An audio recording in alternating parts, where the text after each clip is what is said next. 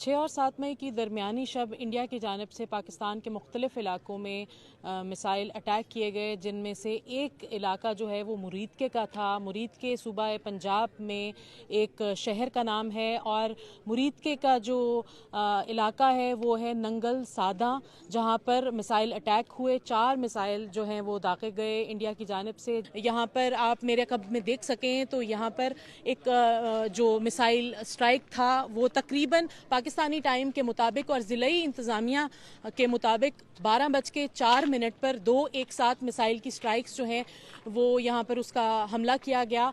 और साथ साथ ये जो है मेरे अक़ब में ये एक एडमिन ब्लॉक है, एक जो लोकल हॉस्पिटल का एक एडमिन ब्लॉक है।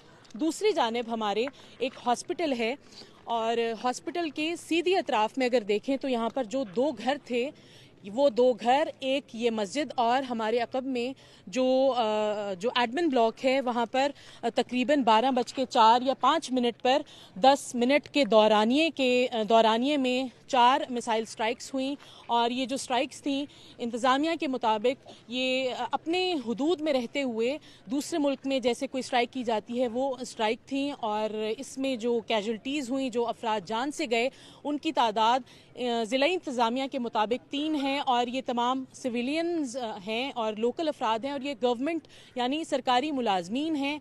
और इसमें जो वैसे तो इस बिल्डिंग को या इस एरिया को विकेट कर दिया गया था, और विकेट सिर्फ जो मौजूदा रीजन की सूरत हाल की वजह से इंटीमेट किया गया था हुकूमत को, इलाके की हुकूमत को, जो सूबे की हुकूमत की जानिब से ज़िलाई इंतज़ामिया को कि जो इम्पॉर्टेंट इंस्टॉलेशंस हैं गवर्नमेंट की उन्हें विकेट किया जाए गिवन द करंट सिचुएशन, जिसके बाद इसे खाली किया गया। और जिनमें से एक जो है एडमिन ब्लॉक यहाँ पर, और इसके अतराफ में 3 अफराद जो थे जो सरकारी मुलाजमीन थे वो इस मिसाइल स्ट्राइक के नतीजे में मारे गए। 3 अफराद थे, जिनमें से एक का नाम मोहम्मद आलम, दूसरे इनका ताल्लुक फैसलाबाद से, दूसरे अब्दुल मालिक इनका झंग से, और तीसरे मुदस्सिर ज़ुबैर इनका कसूर से ताल्लुक था।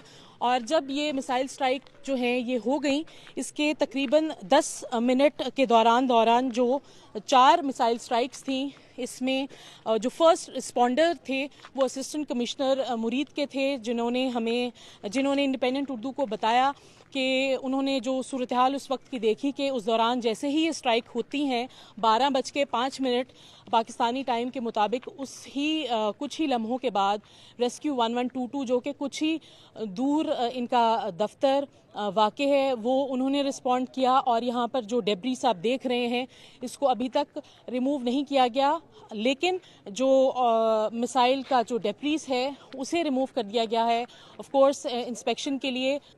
जो इदारे हैं, मुताल्लिका इदारे, उनकी जानिब से इंस्पेक्शन के लिए। और यहाँ पर जब इंडिपेंडेंट उर्दू की टीम इस इलाके में दाखिल हुई तो बहुत बड़ी तादाद में यहाँ पर जो लोकल्स हैं, शहरी हैं, वो जमा थे। और उनकी जानिब से जो एक बात की जाती है कि क्योंकि हमें पहले ही इंटीमेट कर दिया गया था कि हमें जो ज़रूरी समझे जाने वाले इलाके हैं उनको विकेट किया जाए, और ज़िलाई इंतज़ामिया ने भी इंडिपेंडेंट उर्दू को ये बताया कि मौजूदा सूरत हाल की वजह से पाकिस्तान और इंडिया में कशीदगी की वजह से पाकिस्तान के कई इलाकों को जो सरहद के करीब वाक़े हैं उनको खाली करने का कहा गया था, जिसके बाद इस जगह समेत मुताद्दिद जो जगह हैं, गवर्नमेंट इंस्टॉलेशंस हैं या कि ज़रूरी समझे जाने वाले इलाके हैं बॉर्डर के करीब, उनको खाली किया गया था। और अगर यहाँ पर कुछ अफराद जो होते यहाँ पर मौजूद होते तो कैजुअल्टीज़ की जो तादाद है वो कहीं ज़्यादा हो सकती थी। फर्स्ट रिस्पोंडेंट थे इस पूरी एक्टिविटी के, he was the assistant commissioner मुरीद के, ही लिव्स नियर बाय। तो उन्होंने इसको रिपोर्ट किया और देवर ऑलमोस्ट 4 मिसाइल्स जो कि यहाँ पे फेंके गए थे। फर्स्ट 2 जो थे वो कंसेक्यूटिव थे और बाकी जो 2 थे वो ब्रीफ से गैप के बाद आए थे। तो ऑब्वियसली ये वाला एरिया जो था वो विकेट करवा लिया गया था, लाइक ऑल अदर एरियाज़ जो कि बॉर्डर से नियर बाय थे और उनको ख़तरा था। तो इसको भी हमने बड़े टाइमली इवैक्यूएशन इसकी हमने करवा ली थी। जैसे आपको हमने पहले मीडिया ब्रीफिंग में बताया कि यहाँ पे काफ़ी सारे स्टूडेंट्स थे تو ان کو الحمدللہ ہم لوگوں نے پہلے ہی ایویکویٹ کر لیا ہوا تھا. جہاں پہ اسکیلیٹن سٹاف تھا, جو ریزیڈنسز تھیں وہ بھی خالی تھیں.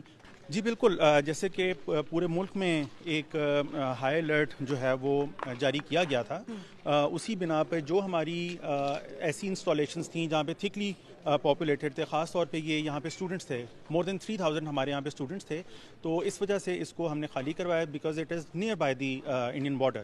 تو باقی سارے ڈسٹرکٹس کی طرح ہم لوگوں نے بھی اپنے ڈسٹرکٹ شیخوپورہ میں جتنے بارڈرنگ ایریاز ہیں وہاں پہ ہم لوگوں نے ایسی انسٹالیشنز جہاں پہ تھک پاپولیشن ہو اور خاص طور پہ جو اسٹوڈنٹس وغیرہ ہوں ان کو ہم لوگوں نے کوشش کی کہ اس کو ہم ویکیٹ کروا لیں ٹائملی.